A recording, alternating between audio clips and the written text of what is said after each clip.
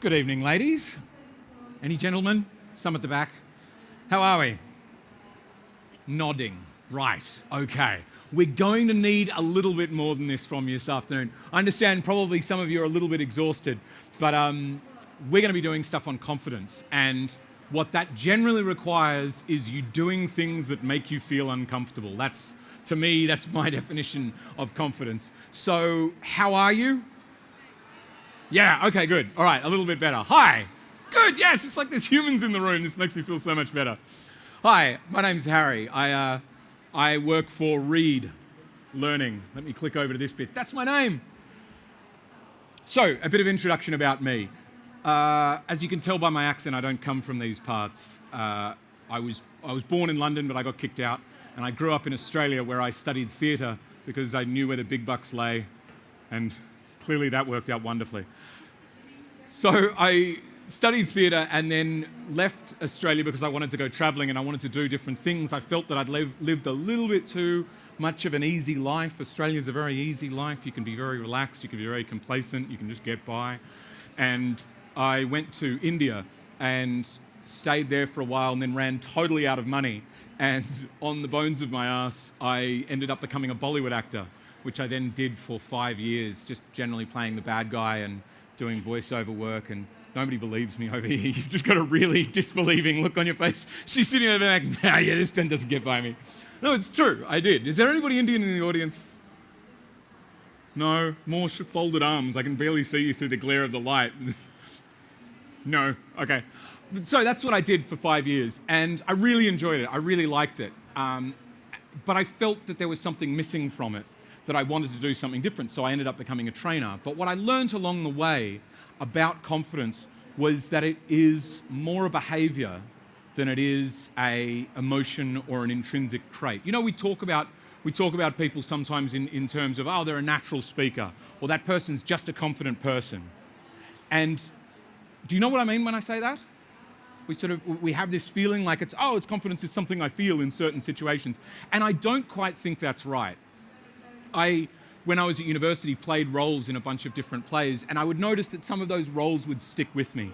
So there was one I played on a bus where you have to be a nerd and get picked on by other people who are on the bus who are Confederates, and it's all a big game, because then the first years see this person getting picked on and then they stand up for this person and everybody goes, wow, this is exciting, you're actually coming to a university, it's got a sense of community and you all come from different places, but it's wonderful.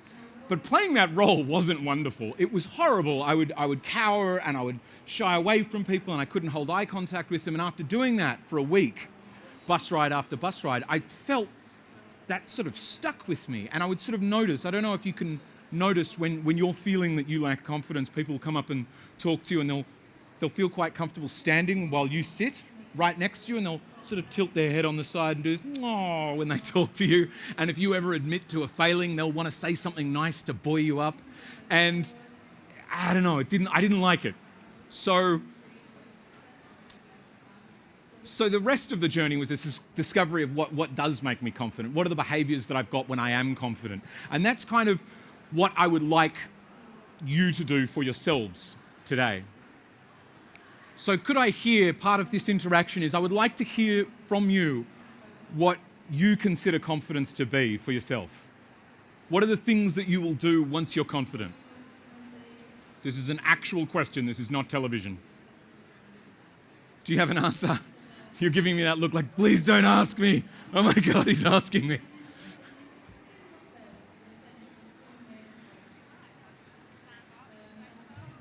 Stand up straighter. Okay, excellent. What would that mean if you were standing up straighter? Say again? If you stood up straighter, it would mean that you're in control. Okay, excellent. Does anybody else have that same feeling? Yeah, a few nods over here. I can barely see this side, I'm sorry. This is very much one for me. I used to have a terrible posture because I was quite small as a kid and then shot up very quickly. You can tell I'm quite tall now. And when I did that, it felt very awkward because I was suddenly above my peer group in a way. So I developed this terrible posture. And it was one time I was drunk and I was wandering through a park, underage. This is a very bad story. Should rethink telling this in future, but we're here now, so carry on. And there was this other really drunk kid who was about 4 or 5 years older than me. And we were sort of standing while two of our friends talked, just being bleary-eyed. And suddenly, in this moment of lucidity, this absolute stranger just looked at me and went, "You've got a terrible posture." And I went, "Oh," like it really hurt. It was a really hurtful thing to hear from a total stranger. But I then I suddenly changed and I wrote this P on my hand for posture and then kept checking all day long to be like, I don't want to stand like that anymore. I don't want to stand like that. And while it's not fixed, it's a lot better. And that to me was a huge part of it, how I stand and how I interact with the world. Does anybody else, what are the other things for confidence for you? What are the things you'll do when you've got it? Over here. Eye contact. And what would that mean for you when you're holding eye contact? You're not scared. Yeah, right. You're holding it really well now. Say again. In it to win it. I like that. Okay, excellent. And right behind you, you're about to say something. Speaking clearly with conviction. Okay, that's an interesting one. How can you tell when you're speaking with conviction? Your voice tails off at the end. You're going to love something that's coming up. Oh, God. Okay, so you're holding eye contact. You're speaking clearly with conviction. Your voice presumably doesn't tail off at the end. Okay, and you're standing straight. Okay, these are excellent things. So to me, confidence is just a collection of behaviors. It's just when you put these things together. I feel that most of us have a concept in our head that is slightly ass backwards, which is when I feel confident, I will hold eye contact. I will speak clearly and with conviction. I'll stand up straight. We feel that that's a result of confidence, whereas to me, it's the cause of it. Just the same as being on that bus journey made me develop the behaviors of somebody who was socially reclusive and couldn't quite finish a sentence, and I would sort of mumble and couldn't quite really think of what I wanted to say. You can do that, and I guarantee you, if you try it, do that for 2 weeks, you'll start to feel it, and people will respond to you in that way. I had a similar incident. So when I first got to Bollywood, I went to this production office, and these guys said, "I'm sorry, I'm going to do the Indian accent, but I just can't help it. I can speak Hindi. It's slightly less racist, I feel, if I can speak Hindi, but I'm Australian, so I can't help it." And these guys said, "But can you ride horses?" And I was like, "Well, yeah, I can ride horses, in that Australian way, that Australian questioning intonation." And they were saying, "Oh, what about your acting experience?" And on that, I was dead certain. Yeah, absolutely. I've got years of acting experience. But with the riding, I kept being like, "Yeah, I can ride." They ended up choosing somebody else for the role, naturally, because I didn't have that conviction. My voice was trailing off or sort of going to this upward pitch at the end. And naturally, they gave the role to somebody else. It came to shoot the film, and I was clearly the best horseman in the whole place, which kind of made sense because I'd been riding horses since I was 2. I had my own horse. I could muster cattle. I could muster sheep, which is way more difficult than mustering cattle because sheep are really stupid. They are. That's not... Okay.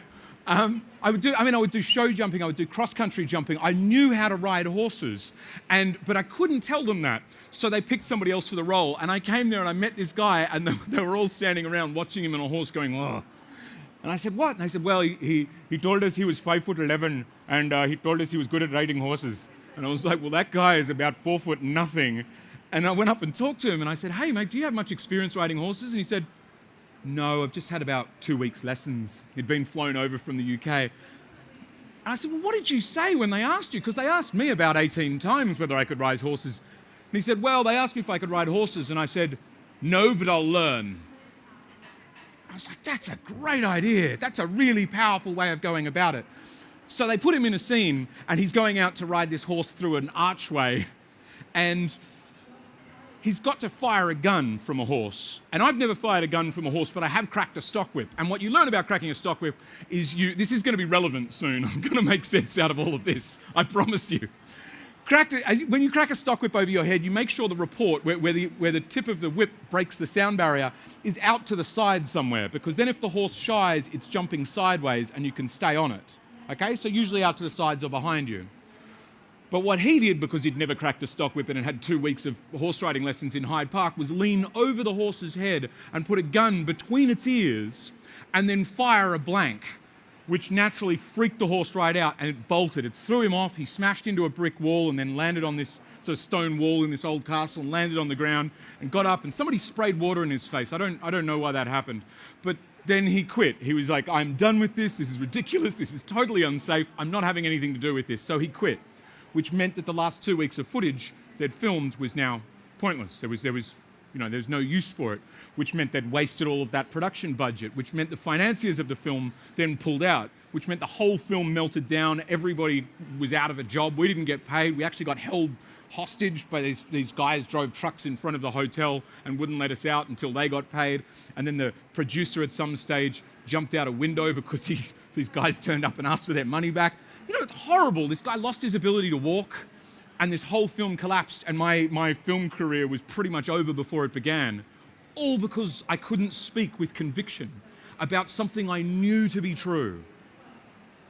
Would that relate to anybody else? When you're sitting there, have you ever found yourselves in meetings or getting told something by your boss or getting told something by a peer, and you go, I know I need to say this thing, but I can't quite say it with that conviction that you were talking about? Okay. So that's what confidence is to me. It's having conviction in your own ability. It's a feeling of assuredness that comes from experience. Once you've been in those situations enough times, once you've pushed yourself out of your comfort zone enough, it'll start to feel natural. But believe me, the first few times it feels really desperately uncomfortable. Confidence is also quoting yourself. So, has anybody seen a TED Talk? It's this amazing TED Talk by a woman called Amy Cuddy about power poses. Nodding heads, nobody? Okay, good. Well, then I'll tell you about it. So this woman did this work on studies about how our posture affects us on a deeper level. So we've all heard that if you stand up, if you sit up, if you have that posture that you're talking about, that you will look more confident. What her work proves quite amazingly is that it's not just that other people will see you as confident, you will change on a chemical level. So I'm not sure how well you can see this. Up here you've got high power poses. These three are high power poses. So one is with your arms behind your head, with your feet kicked up on a desk. Others are, sprawled over two chairs with your legs apart. I mean, that to me speaks of confidence if you're a male. If you're wearing a skirt, I might avoid that. Might speak of something else. And then she got another group of people to do low power poses. So these were postures where your shoulders are hunched, you're covering your privates and all of your internal organs, and that was an interesting reaction. And she took mouth swabs from people before and after and analysed the mouth swabs. What she found was that people who'd done high power poses, who had stood or sat in high power positions for 2 minutes, after that posing had increased levels of testosterone and decreased levels of cortisol. Testosterone is a confidence hormone, even in women. It will make you gamble more. Now that might sound like a bad thing, but what confidence is a lot to me is gambling. It's taking a risk on the unknown. It's being willing to speak up or hold eye contact even when you've got that feeling like, oh, this is awkward now, right? What she found from the low power poses is they had the exact inverse. They had a decrease in testosterone and an increase in cortisol. Cortisol is a stress hormone. When you've had a near miss in a car crash, when you're experiencing ongoing stress at work, you'll have elevated levels of cortisol. So what she's proving is that through standing like this or sitting like this, you will change yourself on a chemical level. Beyond that, when these people went into a room and got judged by a panel of people who'd been blinded to, they didn't know what poses these test subjects had been doing before, the people who'd sat in high power poses were rated as more likable and more confident and more capable than the people who'd been sitting in low power poses. So how are you sitting right now? Bang! Upright. So that's interesting and that's science, but this to me goes beyond that. May I ask, how many in the audience today are VAs and how many are PAs? VAs, hands up. Right, one, good. Hello. And PAs? Okay, excellent. So a lot of your work will be face-to-face. How could you use this, knowing this science, how could you use this in what you do from day to day? Does anybody, I mean, has this changed anything in anybody's mind where they've suddenly gone, oh, I do that in meetings? No? You feel you should stand up every time you speak to your boss? Interesting, why? Because she's horrible. Somebody get her name.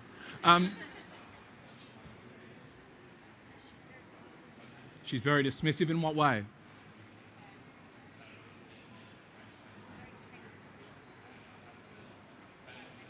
You'll need to speak up louder. Oh, hang on, we've got a microphone. Sometimes I'll do something and it'll be exactly right, and next time I'll do it the same way, exactly the same, it's wrong. And that, I think, has had a negative impact on my confidence. But I think standing up and kind of being a bit more like that will help with that. Yeah, I would very much agree with that. Paying attention to how you are in those situations will, because also what I think may happen is it will change your interpretation of them too sometimes. So this goes beyond just posing in private and then going out into the real world. This has to do with everything, with how you're on the phone, with you know, how you sit, how you stand, how you walk down the street. I had to deal with my problem with holding eye contact with people was I started having heavy eye contact days, which was creepy as hell for every other commuter in London. But I would go, I don't hold eye contact enough with somebody who teaches confidence and public speaking. I need to practice this. So I would make an effort to, from the time I left my door, I would make and hold eye contact with everybody. They had to be the one to break it. And it's amazing how that you just get this, whoa, and you get this rush of adrenaline. So there's something else that goes with that rush of adrenaline that might help you. I would like you all, if you could please, to stand up right now. And I have to continually block these slides. And I'd like you to take a deep breath. So can you see what's happening? Particularly the people at the back of the room. Everybody, take a deep breath again now. So up in the back in the blue dress, can you tell me what you can see?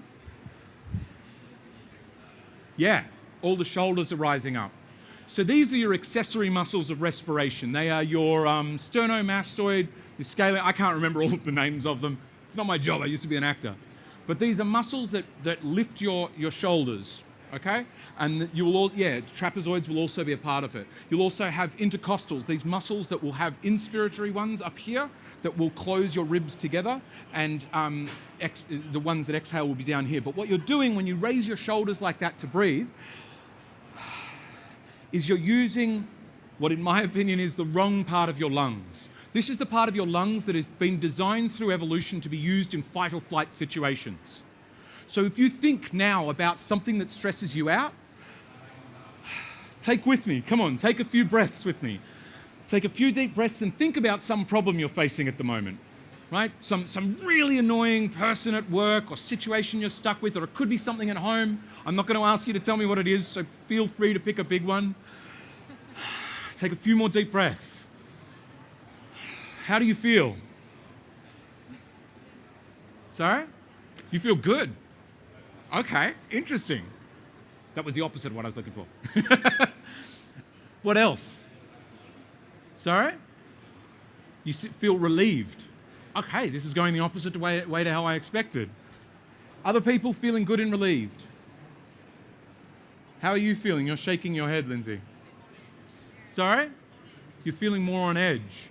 So this is typically what you'll find. I'm surprised by these answers. I don't know how to handle them just yet.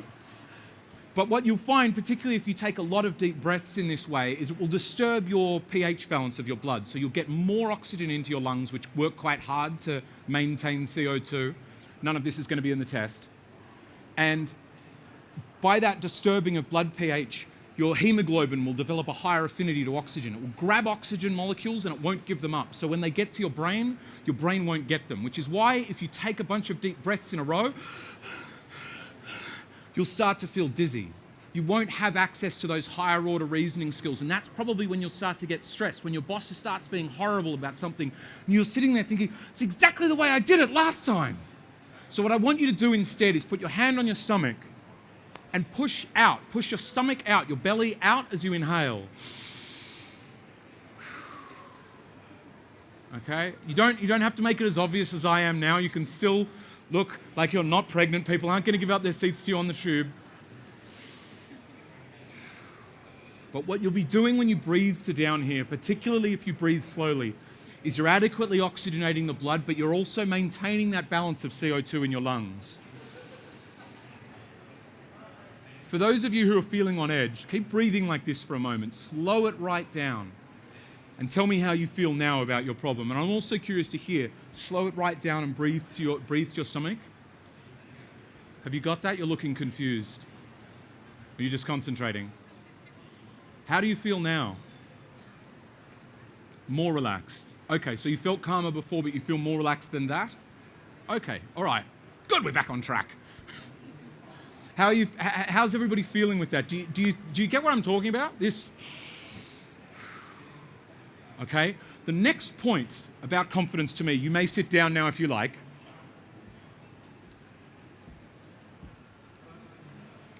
is, nope, we're not there yet, this is where you breathe from when you're comfortable, when you're relaxed. And to me, if confidence is a feeling of assuredness that comes from experience, then it's about feeling relaxed more often in more situations. And you can affect yourself at a physiological level by doing this.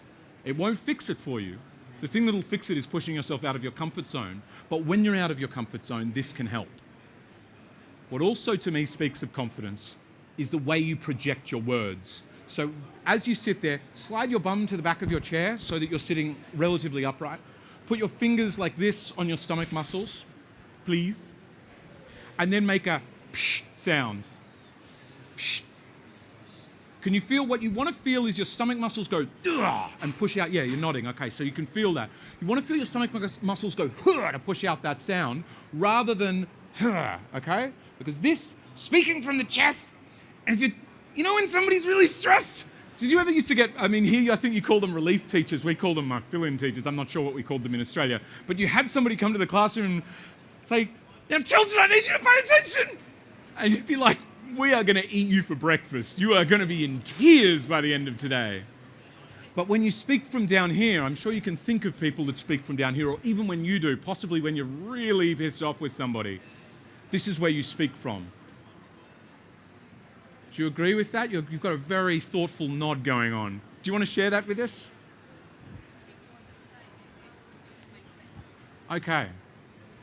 Good. So you were thinking while I was saying it that it makes sense.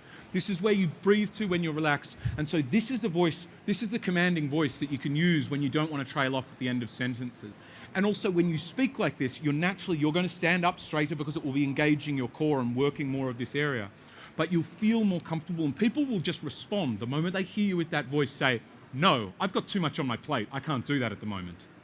They'll feel like, okay, that answer is a no. Rather than, "I'll pester you another 5 or 6 times and then send you an email marked urgent and then you'll probably do it." Okay, there's some knowing laughs. Okay, so this is hitting the mark. What I would like you to now do to practice using this voice is an inflection exercise. I would like you to do it with the person next to you, preferably though, with the person next to you you don't know. So if you need to jumble around a bit, I would encourage you to do that. In a second. What this exercise, actually no, please jumble around now and then I'll explain it. Find somebody, sit next to them, let me know when you're done, please.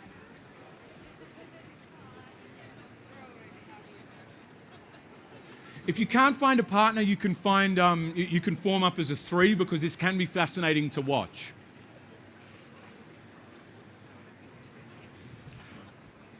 Something to me about confidence, the thing that actually led to me leaving India was I loved coaching. I really loved and continue to love the idea of making people more confident by adjusting how they behave. I really liked that idea, but what I hated with the idea of coaching was that I had to be nice to people all the time. It just seemed boring. And I stumbled across this style of psychotherapy that was invented by a man called Frank Farrelly, which is called Provocative.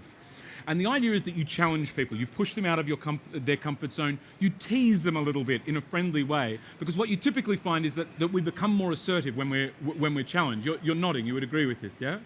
You feel that when somebody challenges you, go, "You can't do this," your reaction is, "Yes, I can." So that's what I'd like you to practice now. I want you to talk with your partner from your stomach about a holiday you had. So in these partners, please somebody put their hand up. This will save confusion later. One person from each pair. Hand up. Okay, the people with your hand up, you are gorgeous. Your job is to talk about your most recent holiday. Second person, put your hand up. And if you're in a 3, this is both of the other people. You are fabulous. Your job, when the other person says something with an upward inflection, you know, that makes it sound like a question. Sounds a little bit unsure of yourself, or like you haven't quite finished what you're saying. I want you to say to that person, I've got something else written up here, but I've been slightly instructed to not say it, so I want you to say nonsense. You can use this word if you want, but I'm not saying it. Or you could just say you're lying. But the point here is to not be helpful with the person. The point is not to say you had an upward inflection there, it's to say nonsense. Gorgeous. If you hear the word nonsense, you must repeat that sentence again and say it with a downward inflection, and say it with a downward inflection. Okay? Are we clear on how this game works? As an add-on, if you want to, you may also, fabulous, is disagree with kind of or sort of or like statements. So if something sounds a little bit wafty, nah, it wasn't, you were terrible at that. Okay? So take a few moments and go through that, please. As horrible as you can. Okay, there seems to be a little bit of confusion. Would you mind coming up? Yes.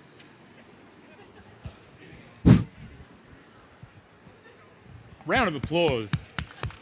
This is not easy, believe me, I do it. Hiya. Hello. What's your name? Alicia. Alicia. Yes, strong downward inflections. Tell me about your last holiday. I went to Paris with my friend for our 30th birthdays. Nonsense. We stayed in a nice boutique No, hotel. tell me that again. What? Oh, I went to Paris with my friend for our 30th birthdays. Nonsense. Still. What do you do? I'm a PA for a director. Yes, stronger. What are you good at?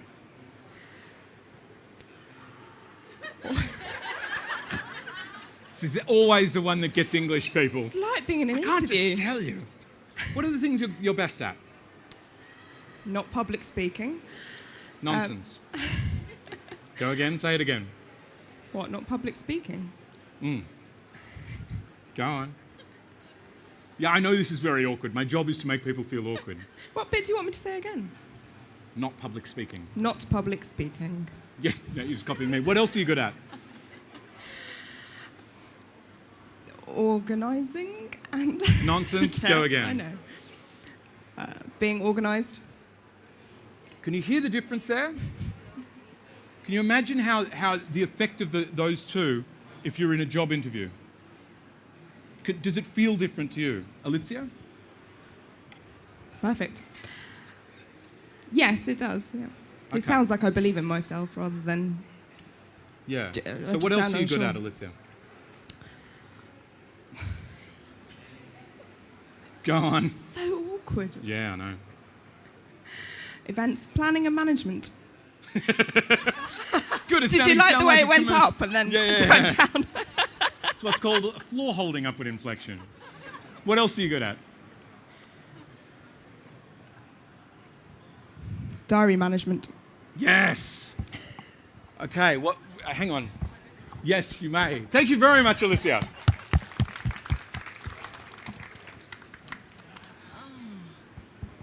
What did that sound like? You were saying something I Yeah. couldn't hear. Is this? Yeah. Is it on? Yeah.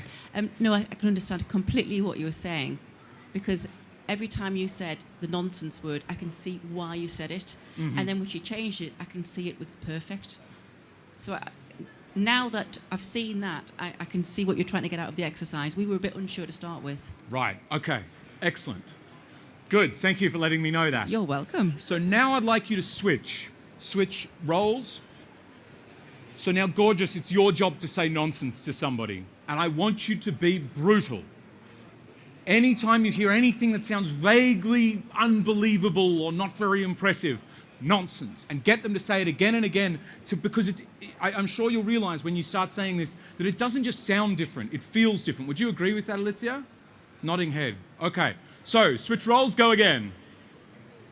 So I would like to hear your anything you've noticed about that. Has somebody noticed something about how it feels to say it? Or also, yes, over here, please.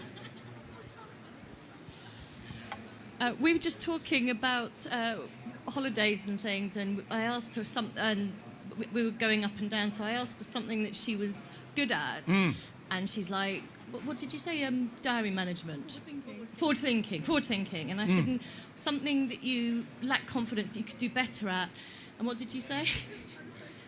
No, after she said, I'm so perfect. That's a good answer. She did actually manage to find something. And Time management. she said time management.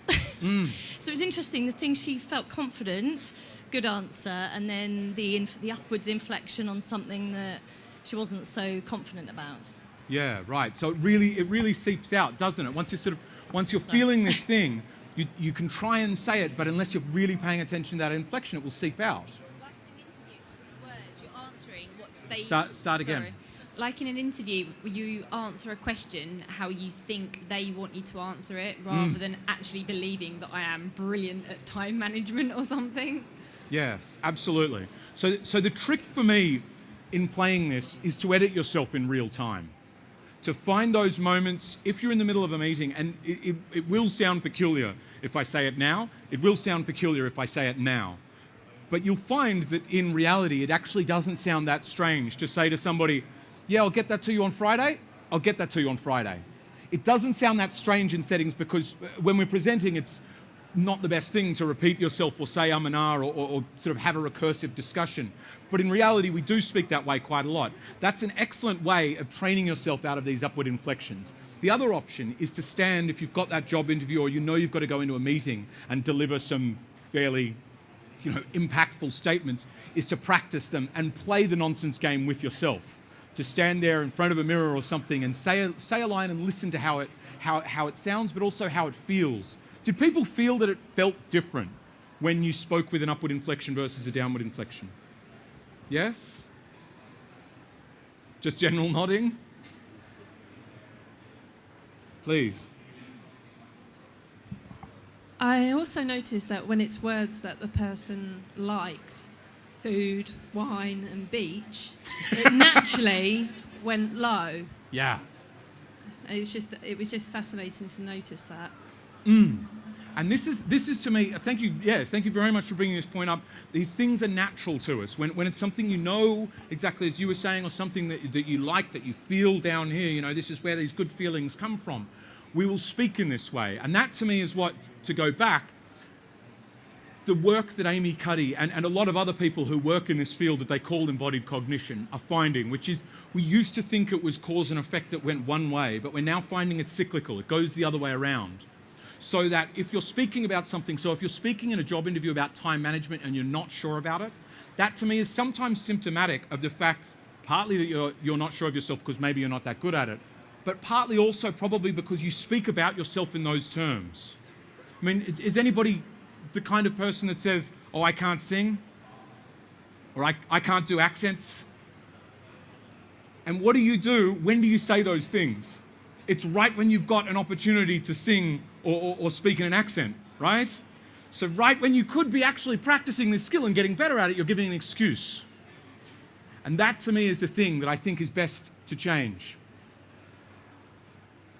This is also a huge point. The challenges we face at work can actually make us more confident. It's often those times that you probably felt, you were nodding at this before, that when somebody challenges you most, that you suddenly go, oh, hang on, no, I am good at time management.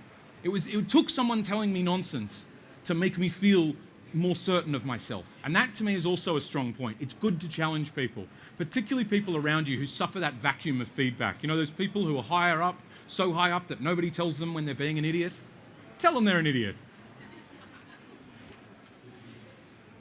This is to me how I think one becomes confident.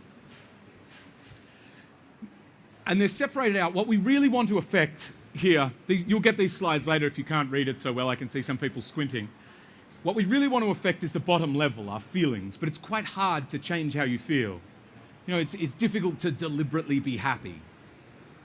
You can stand up straighter, you can smile more, but if your life's not going so well at the moment, it's pretty difficult to change that. You've got slightly more control over your thoughts. You can choose what you think about, but it's kind of difficult to stop yourself thinking about certain things that get you down. But over behavior, you have complete control. These are the things you do. This is where you breathe to. This is how you sit. This is how you hold eye contact or finish your sentences. Project your voice from here using those muscles you found with psh. Through changing your behavior and hearing yourself say confident things like, I'm excellent at time management, you can change what you think about yourself, because the more often you say, I'm terrible at accents, the more terrible you feel at accents. But the more often you say, I'm excellent at time management, the more excellent you feel at time management. And through changing those thoughts, because more of them become positive, you can change how you feel so that in more situations you will feel confident. So I'd like you to ask yourself, as much as you can in future, is this in line with the person I want to be? Or what would a confident version of me do? So when you're in that situation, when you're stuck in that meeting and you can see people are saying stupid things and there's nobody in there who's told them that what they're saying is stupid, ask yourself, would a confident version of me say, guys, this is ridiculous? And it would be a lot of fun, wouldn't it? And also to ask yourself, how am I when I'm at my best? What are the things I'm doing? What are those behaviors? Am I smiling? Am I holding eye contact? And then just that for you will define confidence. And then through doing those things, you will be confident. 4 years after that first meeting in a production office in India, I went into a virtually identical production office. But this time I'd been on a few films, I'd been thrown from a few horses, and they said, can you ride horses? And I leant over the desk and slapped the desk in front of the guy and said, I'm the best horseman you've ever seen. And I got the role. I got a lead role. It was a blockbuster film. And I was pretty bad, though. I was terrible at acting. I was described in one review as woeful. So to me, also, confidence is recognizing your strengths. And acting wasn't one of them. So my hope is that there'll be something. It's unfortunately, I'm sorry to tell you at this point, it's unlikely that you will go to something like this. You'll go to an hour-long lecture or whatever this is and change every part of the rest of your life. The things that most reliably change people are car crashes and cancer, in my opinion. But what you can do is start looking, hopefully, at a few things, start making incremental changes. Pick that one time where you really need that confidence, that inflection, that projection, that way of sitting or holding eye contact, and start chipping away at it, because that's how behavior changes. Slowly and slowly and slowly, you'll start to develop a set of skills, and through that set of skills and pushing yourself out of your comfort zone, you'll start to feel more confident. It's my belief, anyway. Could be wrong. Anybody want to disagree with me? Good? Okay. So I totally forgot to mention it again. I wrote a book about this stuff. It's called Speak for Yourself. I'm more than happy to tell you more about it later. But if you have, for now, any arguments or questions or challenges or anything, I want to hear them. Or any thoughts you've got. Perhaps also a commitment to think, in this situation, I'm going to do something different in future.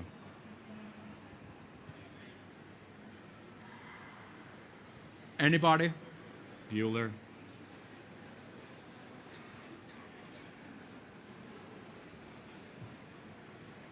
Over here.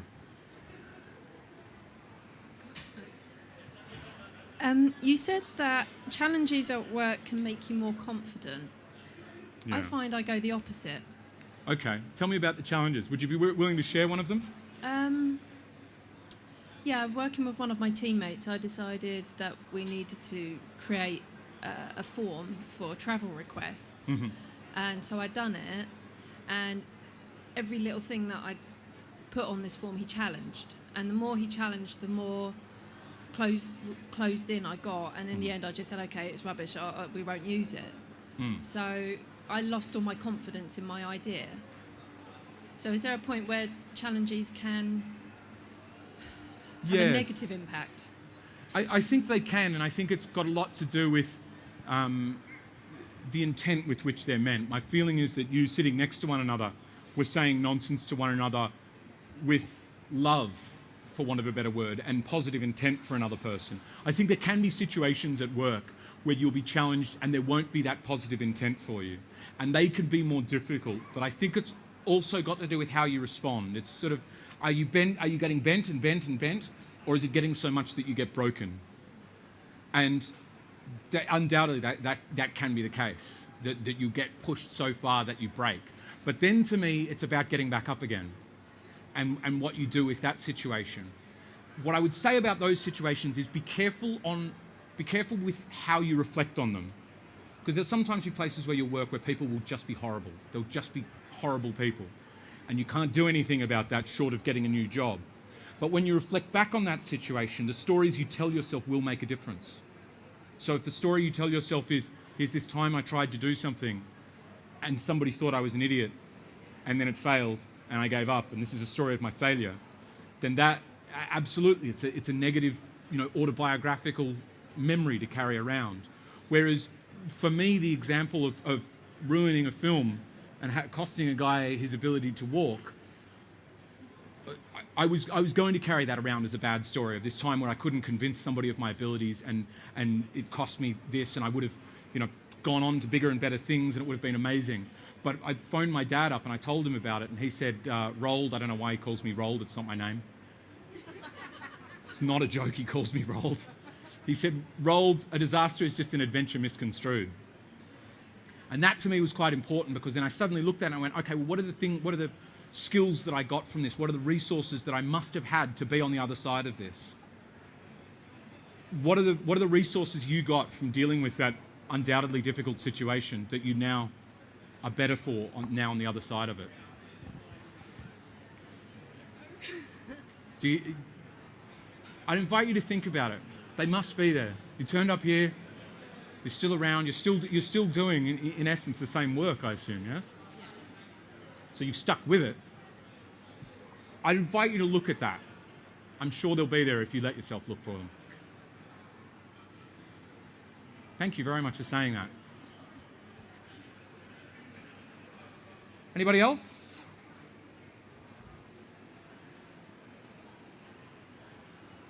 So awkward standing up here.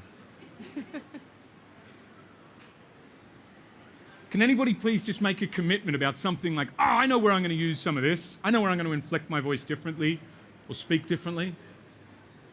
Over here. Alicia. The microphone's coming back to you. You're going to start giggling again. When speaking to some of our senior management team, because I find I'm not confident enough. Okay. And I try and get across a message to them that our director has given, but my voice will falter, and then I think they think I'm not being serious. So I'd use some of those techniques. Okay, so you'll falter, and then they won't. And trust then in they'll what you say, say. "Oh, well, I'll do it if I can by such and such a date." When I've tried to give them that as a deadline, and then I end up just going, "Oh, okay." Okay, and so what are you going to do in future? What are you going to do differently? Be firmer and not. I think I sound unsure. And I do what I was doing up there, falter at the end of the sentence, the rising inflection, so they think I'm not being serious. So they know that they can push me around to just handing in whenever they want to, if you see what I mean. Right, excellent. So how will I know when you've done that, when you've not faltered, when you've been more firm? I'll email you. Excellent, okay. Thank you very much. Okay, thank you very much for your time. This has been interesting. This has been a lot of fun. Thank you also very much for those of you who did speak up. I imagine it's a bit of a challenge to do so, but it's really made this a much richer experience for everybody else. And that to me is a significant part of being confident and pushing yourself out of your comfort zone. It's generous to other people, and particularly you, Alicia, for coming up here. So thank you very much. Have an excellent evening.